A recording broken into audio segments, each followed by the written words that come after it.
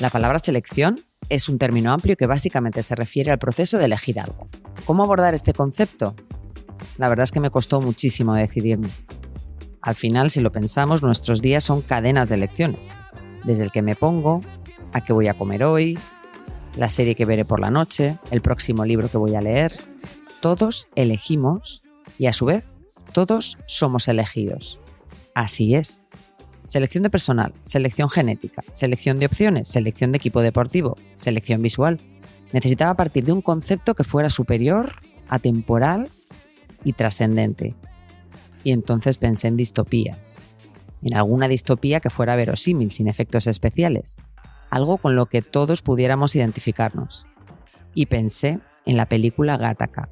La historia está basada en un futuro distópico donde la sociedad está estratificada según la genética de las personas.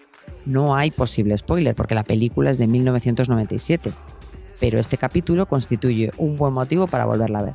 Belén Gutiérrez me ayudará a analizar sus personajes. Belén es psicóloga especializada en recursos humanos y organización y además es coach. Destaca por su trabajo en capacitación de líderes, identificación de talento y proyectos de cambio cultural e identificación de propósito y valores corporativos. Bienvenidas y bienvenidos a Locura Compartida. Atentos. Entra. Estamos en Locura Compartida. Acércate sin miedo.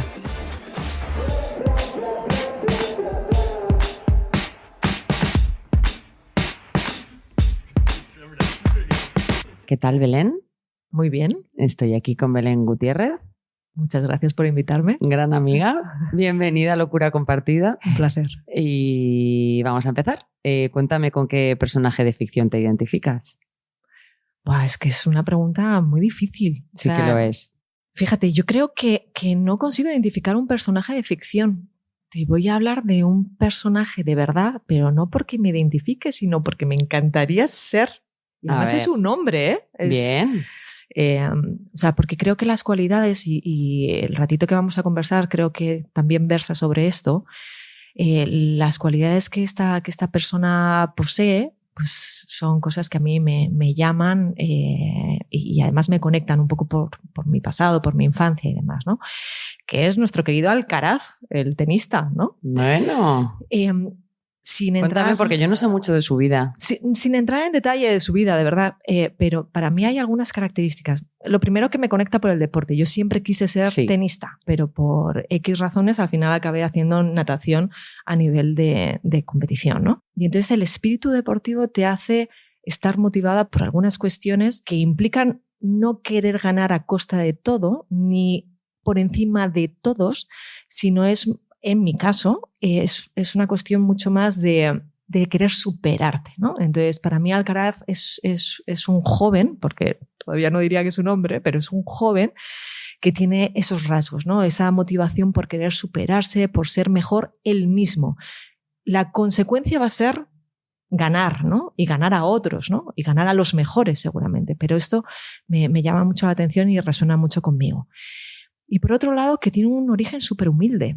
Y esto creo que es otra de las grandes características que yo admiro, que no sé si tengo a ese nivel, pero que sí valoro muchísimo y sobre todo que identifico en aquellas personas que tienen éxito en su carrera profesional, ¿no? Que siendo personas que están a un nivel muy, muy, muy alto, que es a lo que me dedico a cierta parte, en cierta parte en mi trabajo profesional, pues que son capaces de estar al nivel de cualquier otra persona, no de su estatus, no de su jerarquía, y para mí es algo que valoro. Entonces te diría que esos dos rasgos son dos rasgos de un personaje real con los cuales yo me identifico. No creo que sea exactamente como yo, pero que sí que me gustaría parecerme de mayor. Y que además aparecen en el personaje principal de la película Gattaca, que vamos a descuartizar. Locura Compartida. Gattaca, que es del año 1997, por hacer un breve preámbulo, está ambientada en una sociedad futura, que bien podría ser la nuestra, pero que sin embargo el punto de partida era el concepto de la eugenesia. No sé tú, pero yo me he tenido que ponerme remangar y ponerme a investigar. No lo tenía tan claro así de pronto, digamos. Es verdad que la peli comienza con 2 citas. Una de ellas es del bioético estadounidense Willard Gaylin, y dice así: no solo creo que manipulemos a la madre naturaleza, creo que ella quiere que lo hagamos. Es una declaración de intenciones. Interesante. Y luego cogen otra del Antiguo Testamento que dice así: mira la obra de Dios, porque ¿quién podrá enderezar lo que él torció? Por hacer un breve repaso de lo que es la eugenesia, procede del griego, significa buen nacimiento y básicamente es un conjunto de prácticas que busca mejorar la calidad genética de la población humana. Su origen se puede situar en el siglo XIX de la mano del primo de Charles Darwin, que se llamaba Francis Galton, y lo denominó darwinismo social. La puesta en práctica, curiosamente, fue en Gran Bretaña, países nórdicos y Estados Unidos, aunque el nazismo posteriormente lo aplicó como ningún otro país. Para quien le interese, en las notas del podcast dejaré una referencia de un libro súper esclarecedor que analiza la evolución hasta nuestros días. En todo caso, hablamos del concepto de selección, y cuando decimos selección implica un poco la selección de los mejores. Y creo que es un poco paradójico porque en la sociedad de hoy en día parece que hay una tendencia a parecerse a otros en vez de a diferenciarse. ¿Por qué queremos ser otros, vestir o vivir como otros? ¿Por qué estamos tan cargados de referencias? Bueno, yo creo que eso depende un poco en la etapa vital en la que estés, ¿no? Creo que es más llamativo cuando estamos forjando nuestra propia identidad, ¿no? Como sabes, al principio los niños piensan que son una prolongación de las madres, ¿no? Sí. Y ellos van asumiendo su propia identidad, ¿no? Y poniendo sus límites y trabajando sus límites. Y yo creo que es el punto más exacerbado es en la adolescencia, cuando efectivamente unos quieren ser radicalmente diferentes a otros, pero otros quieren o necesitan sentirse que forman parte de la sociedad. Este sentimiento de querer formar parte de algo viene de súper antiguo, ¿no? De hecho, hay algunas tribus africanas que para ellos es más importante, por ejemplo, cuando cometen algún delito o algo que no está bien establecido, para ellos es mucho más doloso, mucho más penoso el sentirse fuera de la sociedad cuando les repudian y les sacan de la sociedad que les maten. Entonces, ese sentido de pertenencia es fundamental. Como yo lo veo, tiene que ver justo con el momento vital en el que estés. Y obviamente está súper influido por la sociedad, por nuestra cultura y por nuestro entorno familiar también, ¿no? Obviamente va a hacer que quieras estar más cercano a los tuyos o que quieras justamente pues separarte, ¿no? Y ser como muy contrario a los que están al lado tuyo. En ese sentido, a mí me da la sensación de que vivimos como en una eterna insatisfacción, ¿no? Y más con todo el tema de las redes sociales, lo que tiene el tema de los influencers, ¿no? Yo me quiero parecer, yo quiero hacer, es como que lo que hago no sirve, ¿no? O sea, es un poco una sensación. Sí, puede ser que ahora sea más característico que antes, ¿no? Que en nuestra generación, ¿no? Volviendo a la película, nos plantean la siguiente pregunta, tal cual, con esta cita: ¿cómo se selecciona al mejor para una misión a Júpiter? Y la respuesta es: no cometiendo ningún error. Y nosotros, en realidad, los puestos de trabajo que nos enfrentamos, y tú, que eres técnico de recursos humanos y seleccionas casi constantemente, ¿cómo se selecciona al mejor? Y además es curioso porque yo no selecciono a personas que no sean primeros ejecutivos de empresas. O sea, el mejor. El mejor de los mejores. Supuestamente de la organización. A ver, yo te diría que el gran éxito o contribución que puede hacer la persona que entrevista a esas personas es justamente no hacer este tipo de preguntas. Este tipo de preguntas en condicional.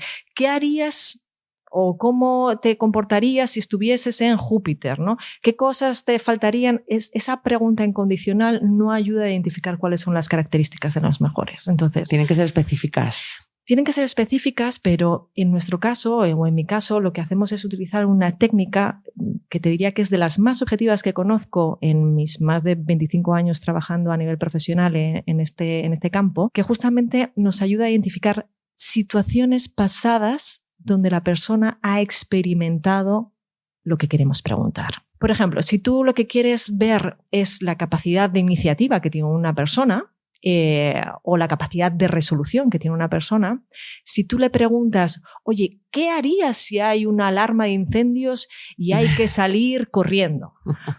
Ahí lo que la persona te responde tiene que ver con su deseabilidad social, que es ¿qué espera el entrevistador escuchar de mí para yo ser el candidato idóneo? Y si le pusiésemos a esa persona seguramente en esa situación, que no lo vamos a hacer, pero si le pusiésemos, podemos encontrar que su respuesta es completamente diferente. Por tanto, para asegurarnos que la persona tiene las características y las competencias que tiene, lo que hacemos es preguntarle por el pasado. Oye, cuéntame una situación donde hayas tenido que resolver una situación compleja, y ahí lo que hacemos es entrar en mucho detalle en lo que la persona ha hecho, ha dicho, ha pensado, ha sentido. De tal forma que entras en tal nivel de detalle que si la persona no lo ha hecho de verdad, inventar no es posible. No se puede inventar. No se puede inventar. Es imposible. Y eso es lo que nos da las características de éxito y predice que esa persona va a encajar bien en la posición en la que nosotros estamos buscando. ¿Entramos en consulta? Nuestro personaje protagonista, que es Ethan Hawke, que es Vincent, identifica además desde muy joven su objetivo y a su vez tiene una seguridad increíble, ¿no?, de que puede alcanzarlo, a pesar de lo remoto que es, porque él lo que quiere es viajar a Júpiter. Sí. Y él parte de una genética que lo constituyen como inválido. Entonces, es totalmente imposible en la sociedad de la que estamos hablando en Gattaca. Pero él no parece anticipar obstáculos reales. Entonces, partir de esa seguridad de cara a la consecución de objetivos funciona, ¿no? Uh-huh. Yo diría que sí. La parte de la autoconfianza y la seguridad es súper importante en cada uno de nosotros. La diferencia que yo encuentro es que realmente te plantees unos objetivos que sean súper inalcanzables. Porque eso lo que en la mayor parte de las personas, no digo en la película, porque en la película obviamente vamos a encontrar que es diferente, pero en la mayor parte de las personas lo que va a generar es muchísima frustración, ¿no? Cuando tú te planteas algo que es muy difícil que lo alcances, pues en vez de motivarte, va a provocar cierto desánimo. Y, por ejemplo, eso es algo que nosotros trabajamos mucho en las sesiones de coaching en las que nosotros hacemos, ¿no? Cuando tú te sientas con una ejecutiva o con un ejecutivo, ¿no?, y te planteas o les ayudas a que ellos se planteen cuáles son los objetivos de trabajo, para nosotros hay un acrónimo, que es un acrónimo en inglés, que se llama SMART, S-M-A-R-T, que lo que justamente nos ayuda a identificar a que ese objetivo sea específico, la S de specific, que sea medible, measurable, que sea alcanzable, attainable, que sea realista, realistic, y que esté acotado en el tiempo, time bounded. Entonces, cuando nosotros trabajamos en real con las personas reales, justamente lo que tratamos es que busquen que esos objetivos sean objetivos SMART, porque desde ahí va a ser mucho más fácil que los alcances y, por tanto, el grado de satisfacción que tú vas a tener es como si fuese una gasolina que te impulsa a seguir creciendo, ¿no? Cuando vemos esos objetivos tan inalcanzables como puede ser, oye, yo con mi naturaleza, sin tener ningún tipo de estudio ni capacidad, me quiero ir a Júpiter, pues seguramente, y además tiene que ser a largo plazo porque no lo voy a hacer mañana, pues seguramente lo que me va a generar es mucho desánimo y al final yo te diría que el 90% de las personas no lo lograrán. Ahora, si tú dices, oye, yo lo que quiero es en 5 años formar parte de una investigación o de un lanzamiento que sea a un planeta, que puede ser Júpiter, donde mi papel va a ser formar o coachear, ¿no?, entrenar a las personas que van a participar, esto ya es mucho más specific, measurable, attainable, realistic y time bounded. Y eso me va a dar mucha más energía a cada día empezar a hacer alguna acción que me ayude, de hecho, en 5 años estar justamente haciendo lo que me he planteado. Nosotros, al final, y Ethan Hawke es un poco reflejo de esta actitud nuestra, sacrificamos un poco lo que somos para adaptarnos a distintas situaciones. Por ejemplo, él sacrifica incluso su identidad. Nosotros, ciudadanos medios que no queremos viajar a Júpiter, o sea, nosotros que vivimos en entornos, digamos, normativos, para conseguir un trabajo nos adaptamos. O sea, vamos ya pensando qué vamos a decir para convencer o para una relación de pareja. O sea, tú miras al otro y dices, bueno, yo quiero estar con esta persona. ¿Qué le puede gustar? ¿Qué puedo yo mostrar de mí que facilite esta aproximación? Entonces, ¿cuánto de negativo tiene esta característica? Es súper interesante la pregunta. Mira, yo creo que aquí lo que tenemos que tener en cuenta siempre es la dualidad entre los tengo y los quiero. Vale. Entonces, el quiero es lo que te sale instintivamente, ¿no? Lo que tú dices, es que quiero esto, ¿no? Quiero trabajar en una organización donde se valore muchísimo a las personas, que las relaciones sean súper fructíferas, que haya un clima de tal, ¿no? Y lo que tengo es que trabajar de cajera 12 horas donde la gente ni me habla, los clientes son maleducados, ni me miran. Cuanta más discrepancia haya entre los tengo y los quiero, mayor nivel de insatisfacción vamos a tener. Es inevitable, ¿no? En la medida que consigamos acortar esto, por decirlo de alguna forma, y voy a poner entre paréntesis, más felices vamos a ser. En la medida que lo que quieres hacer esté más alineado con lo que haces, con lo que tienes que hacer, más fácil será todo para ti, más fluirá. Cuanta más discrepancia hay, mayor desajuste hay. Esto tiene mucho que ver con que incluso en tus ratos libres, por ejemplo, a este cajero o a esta cajera que trabaja en esa situación, ¿no? Y con ese contexto, lo que seguramente la invitación es a que fuera de su tiempo profesional se nutra con cosas relacionadas con los quiero hacer. O sea, si lo que ella o él busca es ambientes donde se pueda colaborar, tengas un impacto social, ayudes, pues seguramente su tiempo libre lo tiene que dedicar a colaborar con ONGs o trabajar desinteresadamente, pues no sé, ayudando a otros, porque eso es lo que va a hacer que te nutras. Yo siempre digo, y utilizo esta analogía, es como si metieses los dedos en el enchufe, ¿no? ¿Qué necesitas para recargar tu energía? Pues esas personas, para luego poder ir y trabajar 8 horas como cajeras, necesitan tener esa recarga de energía que les ayude, oye, pues a llevarlo esto de la forma más positiva posible, porque muchas veces no pueden entrar. Luego encontramos, y hemos escuchado millones de veces en nuestra vida, que los polos opuestos se atraen, ¿no? Por ejemplo, en las relaciones, ¿no? Entonces tú acabas casándote o estando emparejado con un señor o con una señora que es completamente independiente de ti, ¿no? De nuevo, mientras que no tengas que hacer muchos esfuerzos o tus valores no sean completamente diferentes a las de la otra persona, pues fantástico que sea diferente a ti, porque igual te va a hacer crecer en cosas que tú necesitas crecer, complementar, ¿no? Efectivamente, complementarte. Ahora, no puedes estar luchando todo el rato con tus tengos y quieros.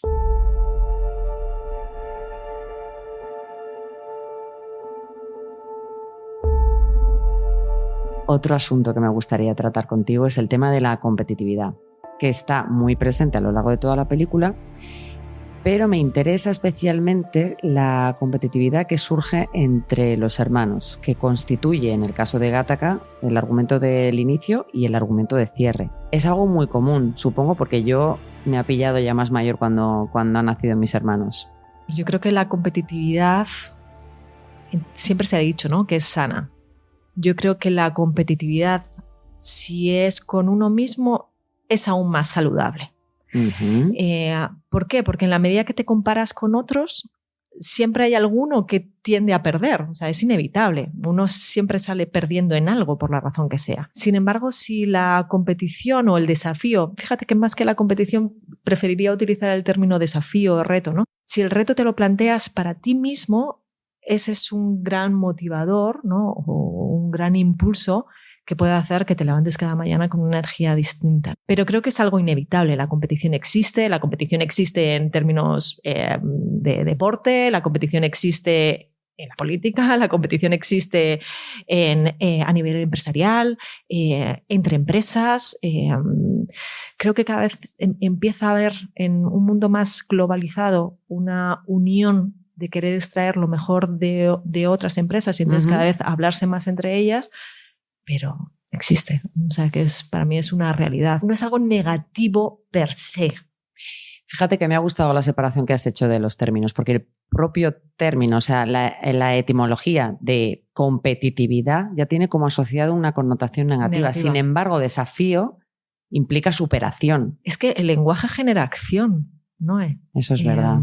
Entonces, en la medida, por ejemplo, antes a mí me resuena mucho, porque esto lo trabajo mucho en coaching, ¿no? Cuando, por ejemplo, decimos, tienes que enfrentarte a una entrevista. Enfrentarte a una entrevista te predispone a que es una batalla y no debería ser así.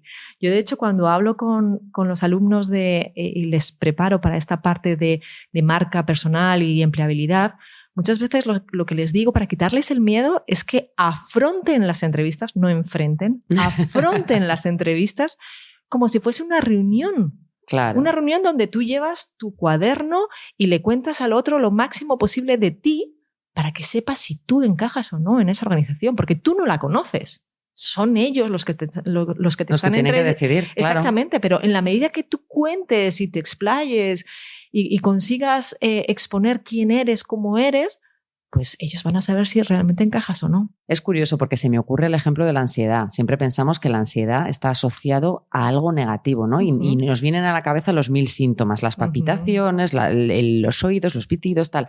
Y en realidad, como estudiamos en psicología, porque yo esto lo tengo muy presente porque me llamó mucho la atención en su momento, nosotros necesitamos una dosis de ansiedad. Totalmente. Y es lo que nos pone en marcha. Uh-huh. Totalmente. Pues con esto sería lo mismo. Igual que estrés, ¿no? Sin embargo, necesitas una dosis pequeñita de estrés como para empezar a funcionar.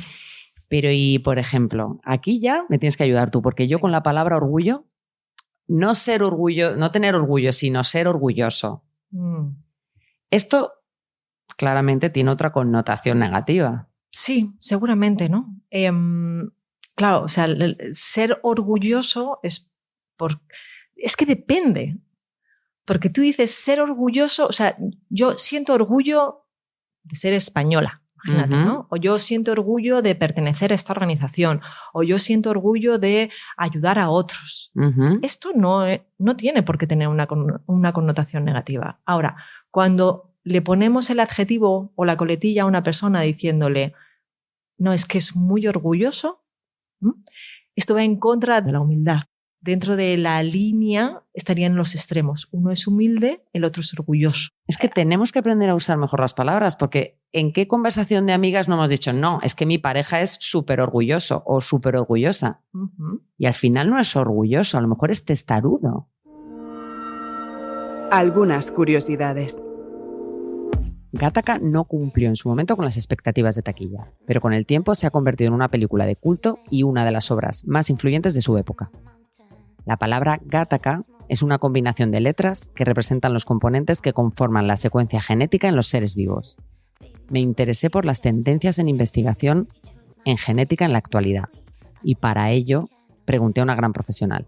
Mi nombre es María Tello Lafoz y soy científica. Ha habido un gran cambio en cómo podemos afrontar estos estudios sobre la genética humana debido a que los costes de secuenciar los genomas humanos completos se han visto reducidos pues, desde hace los principios de los 2000, que podrían ser cientos de miles de dólares. Esta reducción en los costes de secuenciar el genoma ha permitido que haya un avance tremendo en encontrar las asociaciones entre mutaciones, alteraciones genéticas y poder identificar cómo estas pueden dar lugar a enfermedades. Y esto es muy interesante porque, aunque no son la mayoría de las enfermedades de este tipo, sino que vienen a ser dadas por una combinación de mutaciones en diferentes genes y es más complicado, sí hay bastantes enfermedades que son así, causadas por mutaciones en un único gen y suelen ser enfermedades pues, bastante serias. En los últimos años lo que hemos visto desde que se empezó a usar esta herramienta que se llama CRISPR, que seguramente la habréis oído, son estas tijeras moleculares que nos permiten editar el genoma humano con este uso de estas tijeras moleculares. Es un campo que va a ser una revolución en los próximos años. Como el coste de los test genéticos o secuenciación del genoma humano se ha reducido tanto en los últimos años, lo que tenemos ahora es una comercialización de estos tests, de esta secuenciación en múltiples ámbitos, tanto cuando una persona se plantea tener hijos y va a la consulta, ya se le ofrece, al menos aquí en Estados Unidos, test genético para saber cuál puede ser el riesgo de ese hijo o hija a tener enfermedades genéticas, tanto también puedes incluso, compañías que ofrecen secuenciar o hacer un análisis genético para determinar pues, tu probabilidad de desarrollar ciertas enfermedades, incluso algo pues, más diferente, como saber el origen geográfico de tus ancestros. Bueno, esto es un acceso que está muy bien, ¿no? Que el público general pueda llegar a esos accesos, pero la cuestión es cómo se tratan esos datos. Tanto la persona a nivel privado, cómo recibes esa información, si hay un seguimiento y se aseguran de que entiendes lo que significan esos resultados y va a haber un seguimiento de alguna manera, pues eso de explicar qué significa exactamente un riesgo, no es que vayas a tener esa enfermedad, por ejemplo, y cómo puede afectar eso a cómo llevas tu vida, si te dicen que vas a tener más probabilidad de Alzheimer.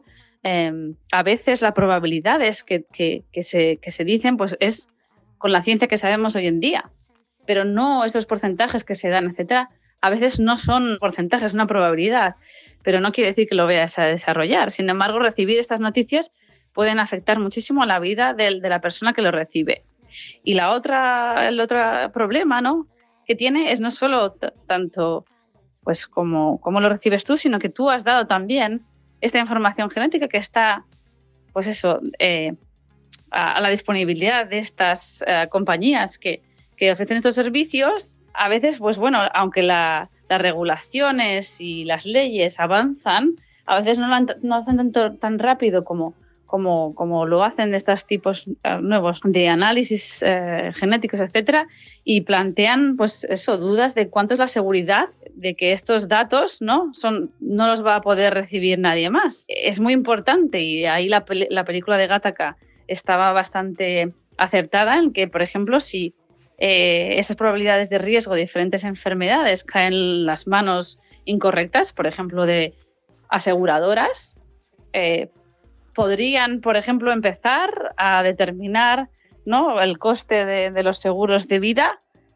si se pueden enterar ¿no?, si tienen la información, acceso a tu información genética.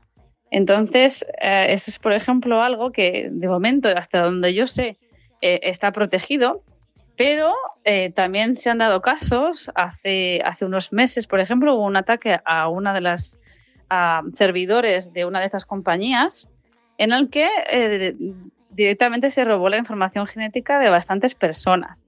Entonces, eso, al final hay mucha información. Hasta ahora mismo los científicos sabemos extraer o parte de ello, pero incluso cuanto más se investigue, etcétera, ahí puede haber muchísima más información de eso, de todos los riesgos de enfermedades, etcétera. La estética en Gattaca es atemporal. Los ambientes minimalistas, de gran frialdad. La arquitectura está basada en lo racional y en lo funcional. El interiorista Rafa Gil, de Rafa Gil Studio, me ha dado unas pautas al respecto. Gattaca es el ejemplo perfecto de cómo todo lo que rodea a la historia y a los personajes en una película acompaña de manera impecable al espectador para sumergirlo en lo que se pretende contar. Desde la banda sonora, la narrativa y también como el papel importantísimo en la ambientación y dirección de arte.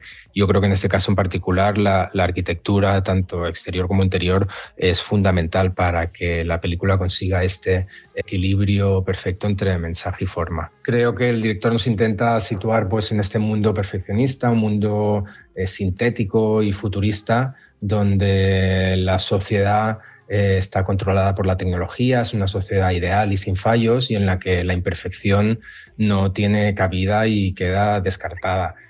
De ese modo, todos los escenarios donde ocurre la película están planteados como lugares muy limpios, muy puros, casi perfectos, diría, con una arquitectura racional y muy funcional que está limpia de ornamentos, muy minimalista, de una gran fragilidad, aún así como con mucho peso material como es el acero y el hormigón, al final intentando que eso acompañe a la perfección de los personajes que se presentan, que son ciudadanos casi robotizados y sin almas o sin emociones. Algo que me llama la atención de Gattaca es el papel que juega la naturaleza en la película, porque las ambientaciones carecen de conexión con su entorno natural, se presentan como entes y espacios pues, casi independientes que no necesitan una especial comunicación con el exterior. El edificio donde ocurre la mayor parte de la película, que es el Marin County Civic Center, que es un edificio de Frank Lloyd Wright, en su localización original está rodeado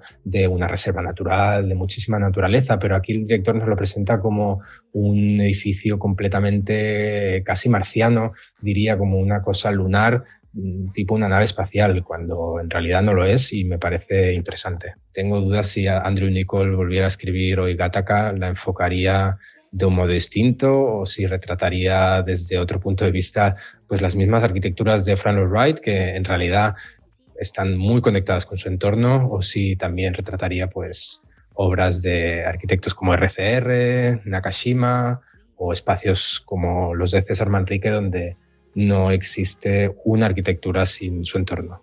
Y en cuanto al amor se refiere, es necesario destacar que Ethan Hawke y Uma Thurman, dos actores a los que venero, se conocieron y se enamoraron locamente durante el rodaje. Un año después se casaron con Uma embarazada de 7 meses.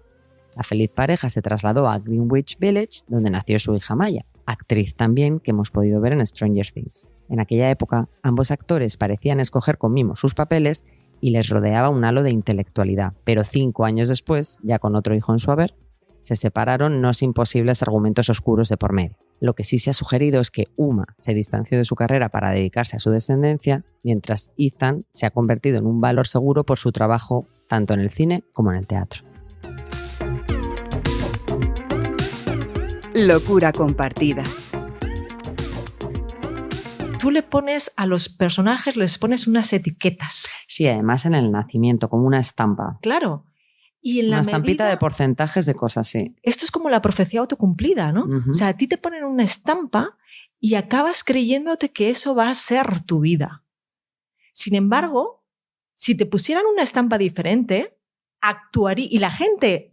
Esto es un ejercicio muy bonito que hacemos muchas veces en coaching de equipos, ¿no? Les ponemos, a todas las personas les ponemos una etiqueta en la frente para que ellos a sí mismos o ellas no se la vean, pero tú puedes ver... Bueno, como el típico juego de adivinar qué personaje eres, ¿no? Totalmente, ¿vale? Pero con etiquetas. Entonces, a ti te ponen... Pero etiqueta... Eso, cuéntame. A ti te ponen una etiqueta que es líder, ¿vale? Y a mí me ponen una etiqueta que es sumisa.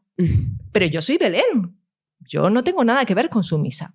Pero todas las personas que están en este juego y durante tiempo, o sea, 30, 40 minutos, me tratan como si yo fuese sumisa. ¿Tú sabes lo que pasa al final de ese ejercicio? No. Que la persona que tiene la etiqueta comienza a actuar como la etiqueta. ¿En serio? Totalmente. Y tú que tienes la de líder, aunque igual eres una persona más pausada, que no tomas el liderazgo, como todo el mundo te pregunta a ti, pues te acabas asumiendo el liderazgo. ¿Y esas etiquetas las pones conociendo a la persona, queriendo... Intuyendo cómo es la persona? Nosotros, por haber nacido en España, por las experiencias vitales, bueno, estamos dentro de esta sociedad que, aunque no nos demos cuenta, inevitablemente tenemos unos rasgos comunes, pues, en fin, todos los que vivimos aquí o hemos nacido aquí, etc. En este sentido, en la sociedad sueca existe un concepto que se llama Jantelagen. Es como un código de comportamiento compartido en el que el objetivo es desalentar el desarrollo de la superioridad individual y la ambición. Algunos de los mandatos son: no debes pensar que eres algo especial, no debes pensar que eres más inteligente, no debes pensar que sabes más que otros, no debes pensar que tú eres bueno en algo. Va por esa línea. En la película, el hecho de ser inferior no es una cuestión de estatus o de color de piel, sino de ciencia. Y en la sociedad actual, y sobre todo aquí en Europa, ¿no? En esta parte del sur de Europa, buscamos lo mejor de nosotros para ponerlo en práctica, ¿no? Buscamos destacar. Poner en valor cosas que nuestros tenemos. Atributos más potentes. Sí. Es adaptativo, ¿no? Al final. Son sociedades muy distintas. Hay dos cosas con respecto a esta ley de Hunt, ¿no? Lo primero, cuando tú empiezas una ley con no puedes ser, ya estás, hablar es acción, verbalizar es acción. El no. Es como cuando te dicen, no pienses en un elefante azul. Lo primero que haces es pensar en un elefante azul. Entonces ya ellos lo reformulan de forma incorrecta según mi punto de vista, ¿no? Un objetivo nunca puede empezar con algo negativo. La ley debería ser, quiero ser igual que los otros. Es curioso que no lo hayan hecho así, ¿no? Porque es mucho más positivo para todos. Es mucho más de co-construcción entre todos. Cuando a ti te dicen no seas mejor que otros, tú tienes casi con seguridad dos formas de actuar. Sumisión, es decir, no ser como otros, justo lo contrario. Querer ser totalmente diferente a otros. Entonces, seguramente vas a provocar reacciones totalmente opuestas a lo que tú estás promoviendo ahí. Si lo planteas desde esa forma mucho más cooperativa, colaborativa, co-constructiva, va a ser muchísimo mejor, ¿no? Eso para mí, por un lado, de partida. Y luego, siempre las sociedades noruegas, suizas, de los países del norte van como más avanzadas que nosotros. Casi diría que lo que nos pasa a nosotros con respecto a América Latina o América Central, ¿no? Ahora me pregunto, ya que dices eso, si ellos lo tienen asumido. Seguramente. Seguramente. Yo creo que sí. Creo que sí. No digo que no vayamos hacia allá o que sea lo correcto o lo positivo, pero a mí sí que me parece interesante, por ejemplo, en nuestro caso que tenemos hijos pequeños, que sí que les ayudemos a generar una identidad propia, ¿no? Y a quererse tal y como son. Y esto implica no ser mejor que los otros, pero sí ayudarles a verbalizar, y lo digo de verdad, o sea, a ponerse delante de un espejo y a decirse a sí mismos, soy listo, soy inteligente, soy bueno, me quiero, me respeto, me escucho, que ayudan a la autoafirmación. De nuevo, no porque sean mejor que los otros, no buscando la competitividad de los otros, pero sí reformulando que tengan una autoestima y una identidad potente, ¿no? El no buscar competitividad, a ver, yo siempre digo lo mismo, ¿no? Yo al final trabajo en organizaciones, en empresas, y al final siempre hay una cabeza, hay una persona, bien sea él, bien sea ella, que tiene que tomar las decisiones. Obviamente las va a escuchar, las puede crear con su equipo ejecutivo, las va a validar seguramente con la junta o con el consejo de administración o con lo que sea, pero es él o es ella quien está ahí, delante, ¿no? Entonces, siempre va a haber alguien que sea mejor, siempre va a haber alguien que haga las cosas de una forma mejor o que tenga que tomar la decisión, ¿no? Siempre va a haber alguien. Eso al final tiene que ver con el liderazgo, con esa capacidad para sobresalir de alguna forma, ¿no?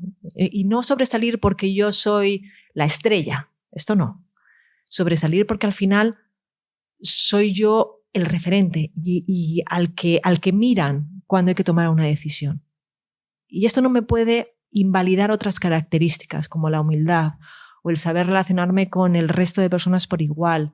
Esto no invalida estas otras características, pero sí que tiene que estar, ¿no? También se lo tiene que creer esa persona que esté pues, liderando una organización o una empresa. Claro, es que al final tiene que hacer lo que se espera de él o de ella y ahí entramos en expectativas. En el caso de Gattaca tenemos a Jerome, que es el personaje interpretado maravillosamente por Jude Law, que sufre. En sus palabras dice algo así como tengo que cargar con la carga de la perfección.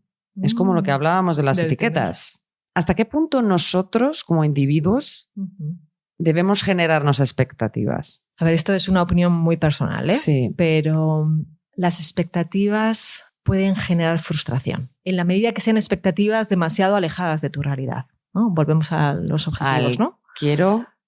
Y a los objetivos, ¿no? A súper largo plazo. O sea, mi expectativa es viajar a Júpiter, pero chiquillo, si no ha salido de Albacete, ¿sabes? Sí. En fin, es complicado, ¿no? Ahora, no tener expectativas o no pensar en grande, para mí tampoco sería lo deseado, ¿no? O sea, lo que tenemos que intentar es fomentar un equilibrio. Un equilibrio. O sea, que haya sueños, pero que sean sueños realistas, ¿no? Que te ayuden a levantarme todas las mañanas con motivación de, oye, Esto me va a ayudar a dar un paso para conseguir ese sueño que yo quiero, ¿no? Entonces, ¿las expectativas son positivas? Pues seguramente sí. Hay que intentar encontrar el balance, ¿no? Entre algo irreal y algo que es factible para ti. El problema de la expectativa es cuando la expectativa no depende de ti, depende del otro. Por ejemplo, mi expectativa es casarme, pero mi marido no me pide que me case. Entonces, estoy en un círculo vicioso, que no virtuoso, esperando cada acontecimiento que pasa en nuestras vidas a que él me pida que me case. Y esta expectativa al final puede generar como un poquito de úlcera. Por eso, si las expectativas te las pones tú a ti mismo y dependen de ti, tú eres el protagonista de la historia, las puedes manejar. Si dependen de otro... Locura compartida. Te voy a pedir que te mojes un poco. ¿Más? Más. No te pediré que cites características que garantizan el éxito en la vida, que es un poco inasumible. Pero características deseables en las personas. Ya no te digo ni siquiera para un trabajo, sino para la plena convivencia. Voy a hablar un poco desde mis propias gafas. Una característica importante es la escucha. O sea, creo que todas las personas que tienen una capacidad para escuchar seguramente van a incorporar cosas nuevas, ¿no? Y esto me lleva a la segunda característica, que yo valoro muchísimo y que no necesariamente tengo, que es la curiosidad. Cuando yo veo en niños, en adultos, en ejecutivos, esa curiosidad mental por conocer, por ayudar a cuestionarse, me parece que es una característica que te puede ayudar en la vida. Y yo te diría que la tercera engloba muchas competencias, pero tiene que ver seguramente con la inteligencia emocional. ¿Cómo gestionas las cosas que te pasan? Y en eso se meten varias otras competencias, ¿no? O comportamientos, que tiene que ver con la capacidad para conocerte a ti mismo, porque en la medida que tú te conoces, vas a conseguir gestionarte mejor todas las cosas que te pasen. Y eso también te va a ayudar a conocer mejor a la gente, escucharles, entenderles, saber cómo funcionan y también a gestionar la relación con los otros, la comunicación, el trabajo en equipo, incluso el propio liderazgo dentro de las personas. Y la última, que para mí es un must, es la que tú has comentado. La humildad. El hecho de no creerte que eres más ni menos que nadie, sino que independientemente del rol o el momento vital o profesional en el que estés, te vas a encontrar con personas y que deberías tratarlos a todos por igual. Prácticamente todas se pueden trabajar. Todas las competencias comportamentales se pueden trabajar. O sea, aquí el desafío es querer hacerlo. O sea, que te imagino que estas 4 que hemos nombrado ahora mismo, las valoras de cara a la elección de un puesto determinado también. Y además es algo que tú identificas tanto en la gente que tiene alto potencial como en los que son grandes líderes, como en las personas que pueden asumir posiciones intermedias, ¿no?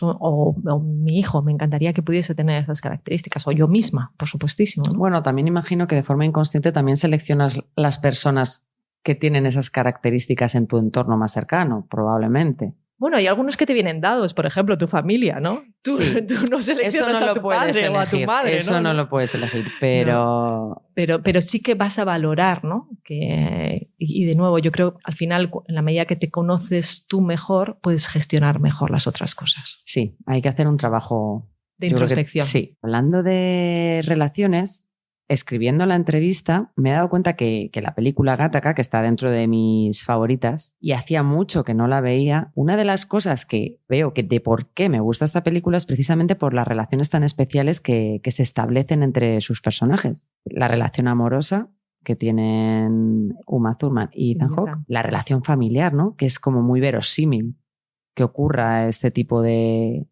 conflicto. Luego una relación no tan banal como aparenta, que es la que tiene Ethan Hawke con el médico, que al final es el que le da vía libre para montarse en la nave.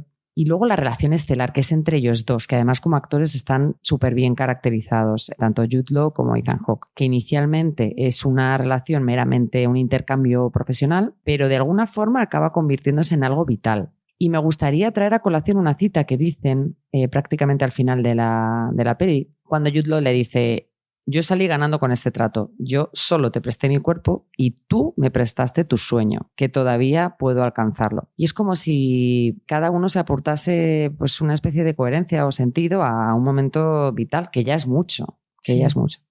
Entonces, estos reencuentros que nos pueden suceder, que yo creo que nos suceden a todos, más o menos veces en la vida, son realmente particulares. ¿A ti se te ocurre alguno? ¿Algo que te haya aportado algo así de esta forma tan vital? A mí siempre me gusta pensar en las personas que me han marcado de forma positiva en mi vida. Y entonces busco tener referentes. Y yo tengo, por ejemplo, para mí mi referente, ¿no? es mi padre, al cual adoro, es un personaje. Pero es adorable. Lo constato yo. Es adorable, tiene algunas características que obviamente conforman también mi personalidad y son muy de él. Somos súper diferentes, Pero valoro enormemente en él y es una gran guía en mi vida. Y luego mentores que me he ido encontrando también en mi carrera profesional. Desde una persona empezando mi carrera profesional en recursos humanos, que fue mi gran mentor, que fíjate, él vio un potencial que yo ni siquiera veía en mí y él me lo repetía. No, Belén, porque tú esto lo estás haciendo muy bien. O sea, es reforzar también las cosas que tú percibes en los otros, ¿no? Para que al final esa profecía autocumplida se ve, ¿no? Es que a veces cuesta verbalizar, pero es fundamental. Es fundamental. A otros mentores, en este caso mentoras, que me han acompañado mucho en mi etapa en la que nos encontramos en Brasil, donde estas dos mujeres, que son dos portuguesas, justamente me hicieron salir de mi zona de confort. Entonces, no es solamente que validen lo que tú tienes, que fenomenal, pero que también te hagan un poco el challenge de, oye, puedes hacer más. Un poquito de incomodidad. Sí, espero más de ti. O sea, sal ahí de tu zonita que estás muy cómoda y vete a hacer otras cosas, ¿no? A ver qué sucede. Y esa incomodidad creo que también es positiva y es algo que yo he buscado también en mi vida. Tiendo a volver a la estabilidad, pero de repente cuando te ponen un challenge ahí un poco más complicado es como...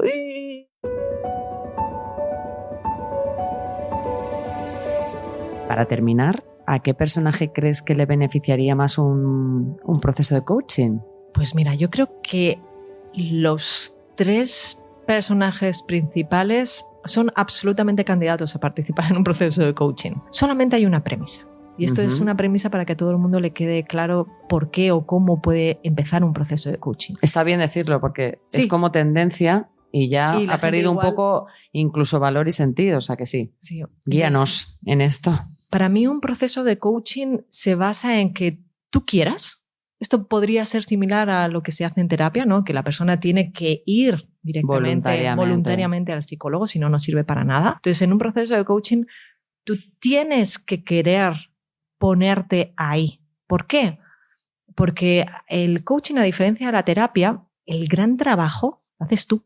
El cliente, que no paciente, ojo, somos clientes, el cliente es el que hace el trabajo, es el que hace la tarea. Por tanto, si no estás dispuesto a cambiar algo o a cuestionarte algo, entonces no vayas. Y 2, si tienes algo que quieres mejorar, cambiar, no es algo malo, es algo que quieres potenciar, que esta es otra de las grandes incongruencias que me encuentro en las empresas, ¿no? Cuando te llaman y te dicen, oye Belén, es que tengo un ejecutivo que me gustaría que le hicieras coaching, es que mira, tiene muchos problemas en esto y esto, y yo digo, mira, el inicio es equivocado o es erróneo para mí, ¿no?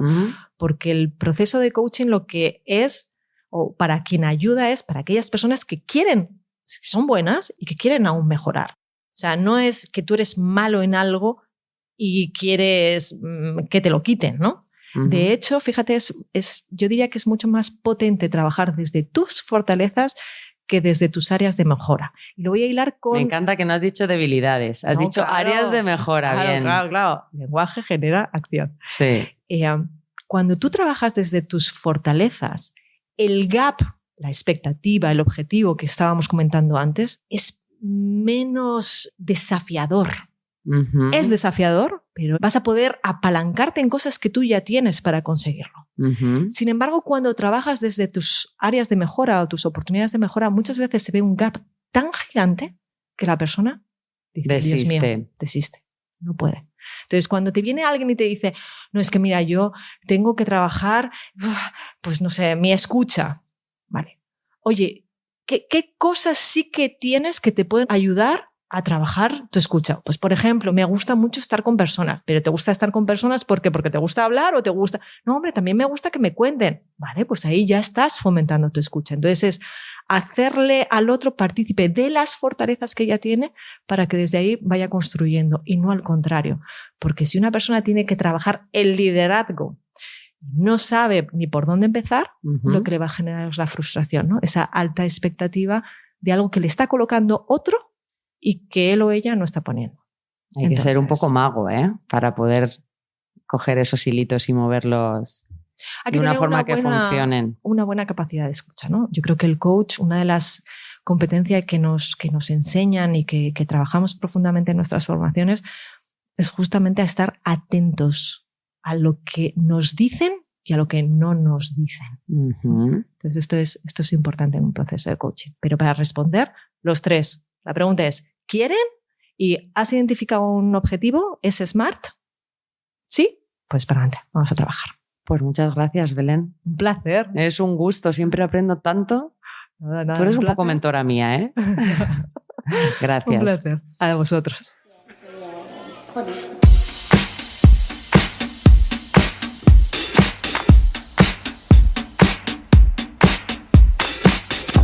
Cerramos la consulta por hoy. En la playlist de Locura Compartida encontraréis 2 temas esenciales de la banda sonora que fue compuesta por el británico Michael Nyman.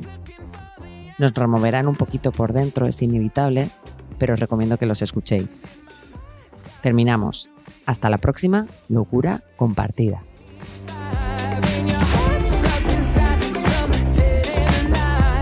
Locura Compartida. Idea original, guión y locución, Noemí Oliva. Diseño gráfico, Javier Garceche. Edición y diseño sonoro, Sune, de Nación Podcast.